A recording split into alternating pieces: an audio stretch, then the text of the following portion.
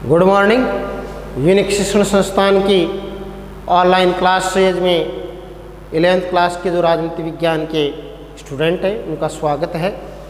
और हम जो 11th क्लास के अंदर जो भारत का संविधान और उसके सिद्धांत और व्यवहार है, इस पाठ्य पुस्तक में से अध्याय संख्या 4 चल रहा था हमारा कार्यपालिका, जिसके अंतर्गत हमने कल चर्चा की थी कि भारत में संसदीय कार्यपालिका, जिसके अंदर हमने राष्ट्रपति के जो निर्वाचन है उसका कार्यकाल है, वास्तविक कार्यपालिका है, नाम मात्र की कार्यपालिका है, राष्ट्रपति कैसे काम करेगा, मंत्रिपरिषद के सलाह के अनुसार काम करेगा, प्रधानमंत्री की सलाह के अनुसार काम करेगा। ये हमारे संविधान के अंदर अनुच्छेद 74 के अंदर इस बात का जिक्र किया गया है। इन सब के बारे में हमने कल चर्चा की। आज हम चर्चा करेंगे राष्ट्रपति की स्थिति और शक्ति कैसी है, राष्ट्रपति की शक्तियाँ क्या हैं, कैसी स्थिति है भारत के शासन के अंदर राष्ट्रपति की, इन सब बातों के बारे में आज हम चर्चा करेंगे। तो संसदीय जो कार्यपालिका, इस कार्यपालिका के अंदर आगे का जो इसी कड़ी के अंदर आगे का जो टॉपिक है हमारा आज का है राष्ट्रपति की शक्ति और स्थिति। राष्ट्रपति की शक्ति एवं स्थिति कि राष्ट्रपति की क्या क्या शक्तियां हैं, कैसी उसकी स्थिति है, इनके बारे में आज हम चर्चा करेंगे। तो देखिए, हम पहले पढ़ चुके हैं, क्या पढ़ चुके हैं कि राष्ट्रपति सरकार का औपचारिक प्रधान है। राष्ट्रपति सरकार का औपचारिक का मतलब होता है नाम मात्र का प्रधान है। वास्तविक प्रधान कौन है भाई? प्रधानमंत्री और उसके मंत्रिमंडल और उस तथा प्रधान है तथा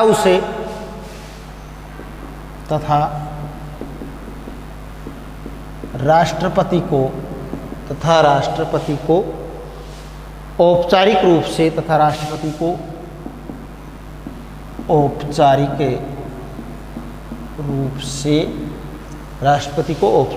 से बहुत सी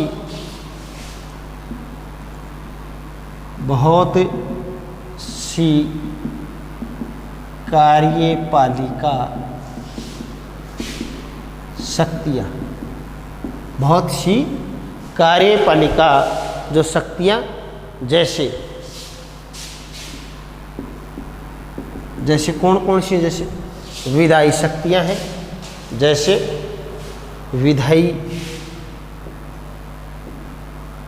कानूनी विधायी शक्तियाँ हो गई, कानूनी शक्तियाँ हो गई, आपातकालीन शक्तियाँ, आपातकालीन शक्तियाँ प्राप्त हैं। देखो, नाम मात्र का होने के बावजूद भी राष्ट्रपति को अनेक शक्तियाँ प्राप्त हैं, जैसे उसकी कार्यपालिका शक्तियाँ होगी, इसके अलावा विधायी शक्तियाँ हैं, कानूनी शक्तियाँ, आपातकालीन शक्तियाँ, ये बहुत कुछ राष्ट्रपति को मिली हुई है। संसदीय व्यवस्था में राष्ट्रपति वास्तव में शक्तियों का प्रयोग मंत्रिपरिषद की सलाह पर कर सकता है। भारत के अंदर कैसी व्यवस्था अपनाई गई है? संसदीय व्यवस्था। कैसी? संसदीय। इस कारण से भारत में राष्ट्रपति क्या है, जो इन शक्तियों का प्रयोग किसकी सलाह से करता है? मंत्रिपरिषद की सलाह पर करता है। तो राष्ट्रपति वास्तव में इन शक्तियों का प्रयोग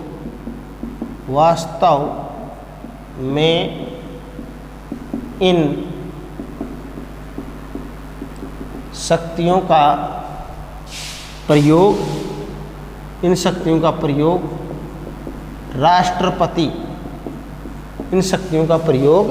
राष्ट्रपति मंत्रिपरिषद की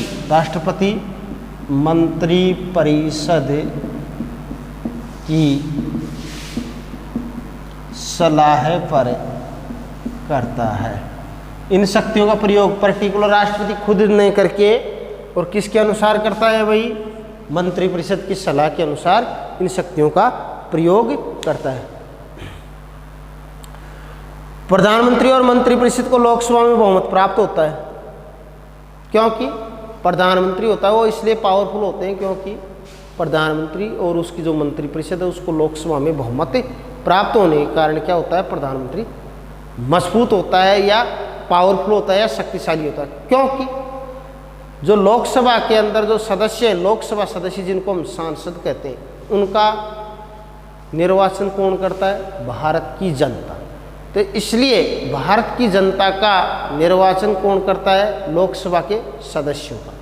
और लोकसभा के अंदर जिस दल का बहुमत होता है, इसका मतलब माना जाता है कि भारत की जनता उस दल की सरकार चाहती है। तो इस कारण से भारत की जनता की शक्तियाँ किस में चली जाती हैं, जिस दल के अंदर भारत की जनता ने जिस दल को समर्थन किया है, जिस दल का लोकसभा में बहुमत है, उस दल के अंदर संपूर्ण जनता की शक्तियाँ समाविष्ट हो जाती हैं। और संपूर्ण शक्तियाँ जनता की उस दल में होने के उपरांत जो लोकसभा में बहुमत दल होता है, उस दल के नेता को ही प्रधानमंत्री, और प्रधानमंत्री आगे चल करके मंत्री परिषद का निर्माण करता है। इस कारण से भारत की जनता का समर्थन होने के कारण क्या होता है, प्रधानमंत्री और मंत्रिपरिषद मजबूत स्थिति में होते हैं, शक्तिशाली होते हैं। इस कारण से इसको वास्तविक कार्यपालिका कहा जाता है।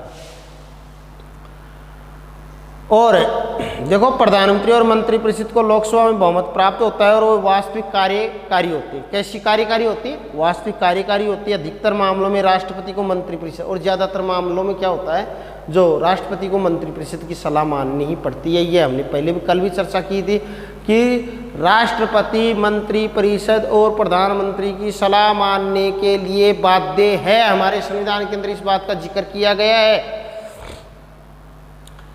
अब आती है, ये तो बातें होगी राष्ट्रपति की शक्ति और स्थिति के अंदर। अगला बिंदु आता है, इसी के अंदर है राष्ट्रपति को कुछ विशेष अधिकार भी प्रदान किए गए। अब वो विशेष अधिकार क्या क्या है,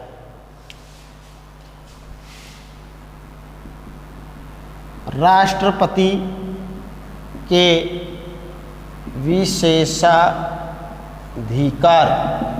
की विशेष अधिकार भी क्या, क्योंकि यहाँ पे राष्ट्रपति बिल्कुल ऐसी स्थिति में तो कमजोर हो जाएगा, परंतु राष्ट्रपति का गौण ही हो जाएगा, परंतु उसको ऐसी स्थिति में थोड़ा उसको उसकी स्थिति को मजबूत करने के लिए और साथ ही साथ में मजबूत स्थिति को भी देखा जा सकता है। हम पूर्णतः ये नहीं कह सकते हैं कि राष्ट्रपति बिल्कुल ही कमजोर है, परंतु उसको बहुत से क्षेत्रों के अंदर विशेषाधिकार प्रदान किए गए। वो विशेषाधिकार कौन कौन से हैं? संवैधानिक रूप से राष्ट्रपति को सभी महत्वपूर्ण मुद्दे और मंत्रिपरिषद की कार्रवाई के बारे में सूचना प्राप्त करने का अधिकार है। हमारा संविधान ये बात कहता है कि जो प्रधानमंत्री और जो उसकी मंत्रिपरिषद जो भी काम कर रहे हैं, उन कार्यों की सूचना समय समय पे प्रधानमंत्री के द्वारा किसको सूचना उपलब्ध करवाएगी? राष्ट्रपति को। यह दिया जाना आवश्यक है। राष्ट्रपति उन सूचनाओं को प्राप्त कर सकता है। हमारे संविधान में इस बात का जिक्र है कि जो प्रधानमंत्री और उसकी जो मंत्रिपरिषद के द्वारा जो काम किए जा रहे उनकी सूचना ले सकता है। कौन ले सकता है? राष्ट्रपति ले सकता है। हमारे संविधान के अंदर इस बात की व्यवस्था की गई है कि संवैधानिक रूप से राष्ट्रपति को सभी महत्वपूर्ण मुद्दों और मंत्रिपरिषद की कार्रवाई के बारे में सूचना प्राप्त करने का अधिकार है। पहला विशेषाधिकार में आ जाती है कि उसका अधिकार है कि वो प्रधानमंत्री और उसकी मंत्रिपरिषद से जो महत्वपूर्ण मुद्दे, महत्वपूर्ण जो कार्य, उनसे संबंधित सूचना ले सकता है। और राष्ट्रपति को मंत्रिपरिषद और प्रधानमंत्री के द्वारा सूचना दी जाएगी। हमारे संविधान में इस बात का जिक्र है। तो यहाँ पर क्या है? राष्ट्रपति का ये भी एक विशेषाधिकार आता है कि मंत्रिपरिषद की कार्रवाई के बारे में सूचना प्राप्त करने का अधिकार है। विशेषाधिकार में मंत्रिपरिषद की कार्यवाही के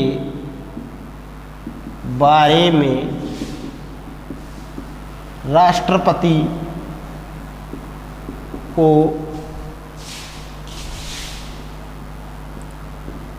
सूचना प्राप्त करने का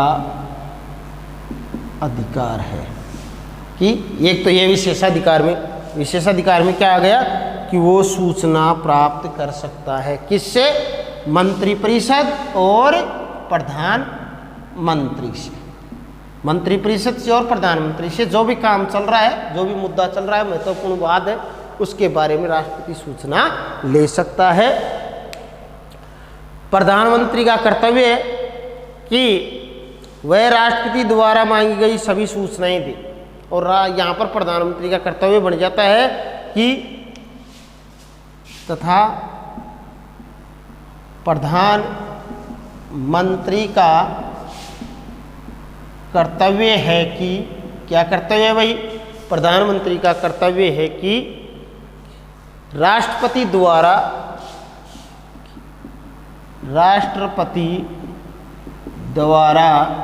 मांगी गई, राष्ट्रपति ने जो मांगी है, राष्ट्रपति द्वारा मांगी गई सभी सूचनाएं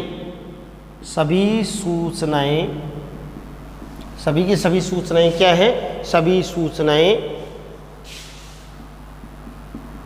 राष्ट्रपति को दे, मतलब राष्ट्रपति को प्रदान करेगा। तो ये भी एक विशेषाधिकार है किसका? राष्ट्रपति का, कि राष्ट्रपति यदि कोई सूचना ले रहा है तो उस सूचना को उपलब्ध करवाएगा, उस सूचना की जानकारी देगा। कौन? प्रधानमंत्री। तो ये एक विशेषाधिकार है। इसके अलावा कम से कम 3 ऐसे अवसर आते हैं, 3 विशेष अवसर आते हैं।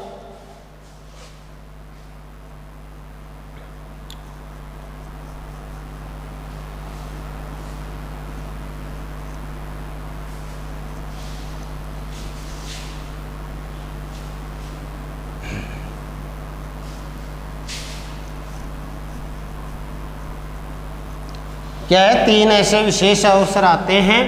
इनके संदर्भ में क्या किया जाता है भाई?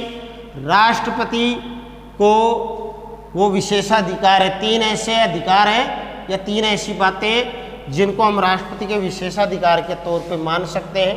तो जैसे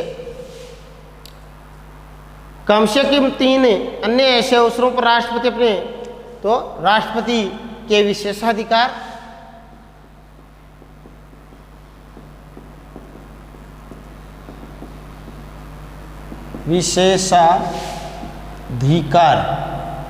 इन विशेषाधिकार के अंदर मुख्यतः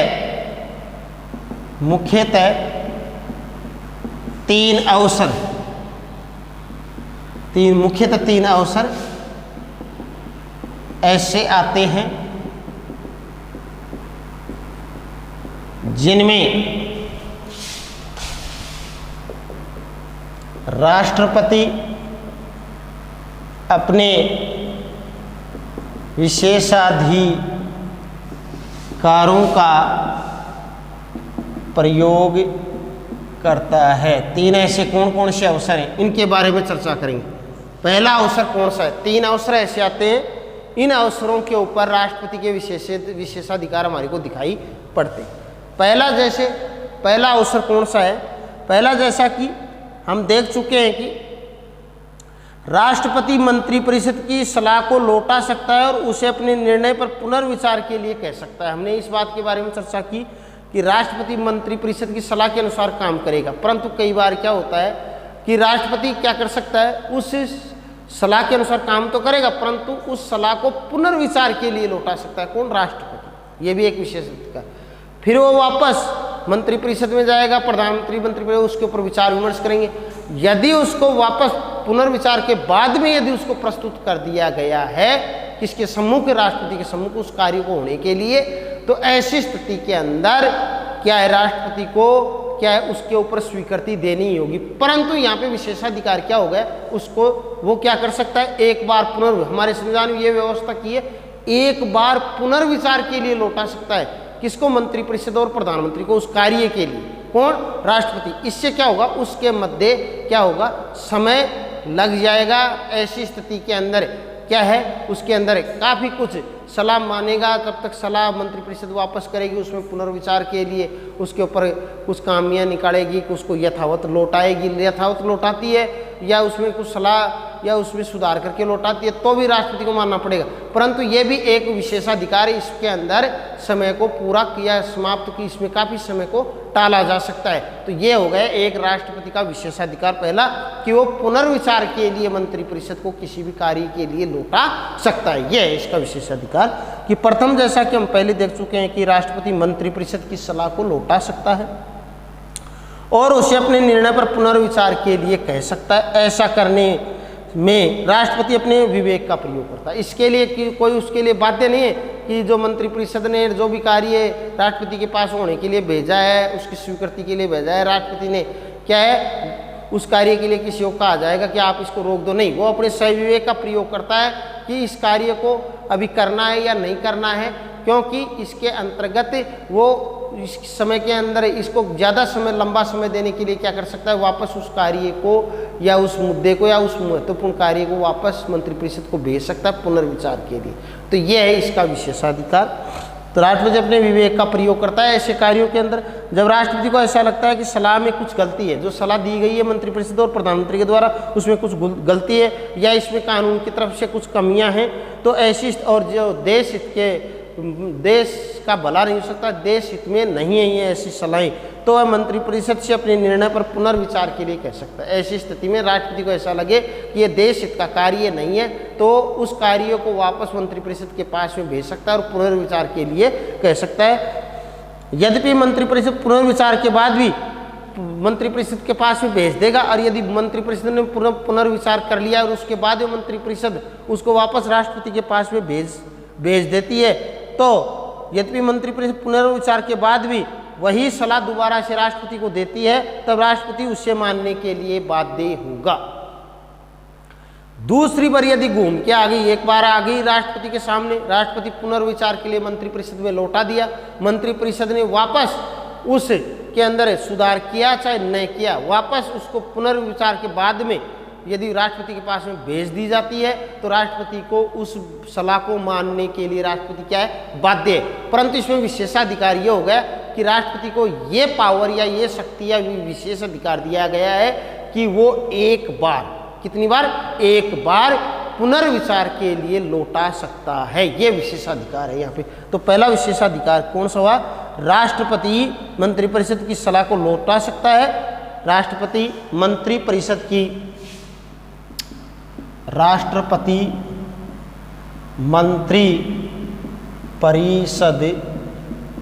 की सलाह को लौटा सकता है। किस प्रकार से लौटा सकता है, लौटा सकता है और उसे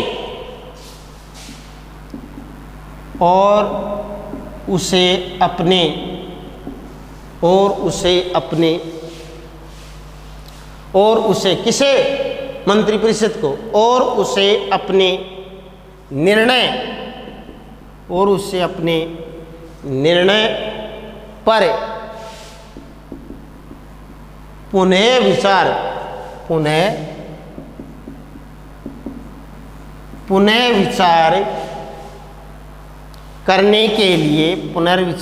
करने के लिए, कह सकता है। पुनर्विचार के लिए कह सकता है। ऐसा करने में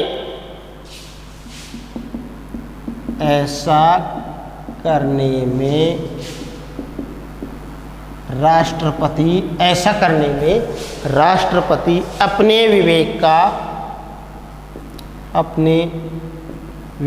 का प्रयोग करता है।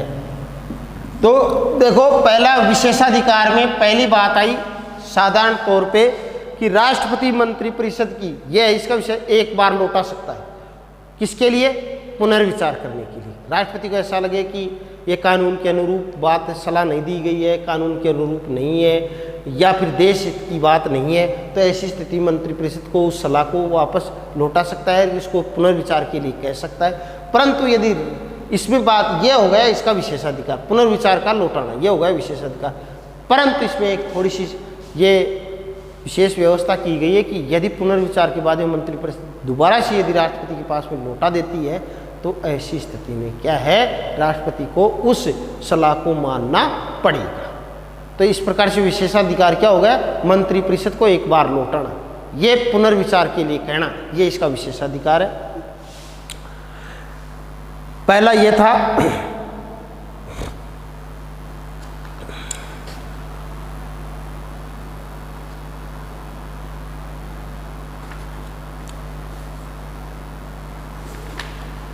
और दूसरा आता है, दूसरा जो राष्ट्रपति का विशेषाधिकार है, राष्ट्रपति के पास वीटो शक्ति। राष्ट्रपति के पास वीटो, राष्ट्रपति के पास वीटो की शक्ति, राष्ट्रपति के पास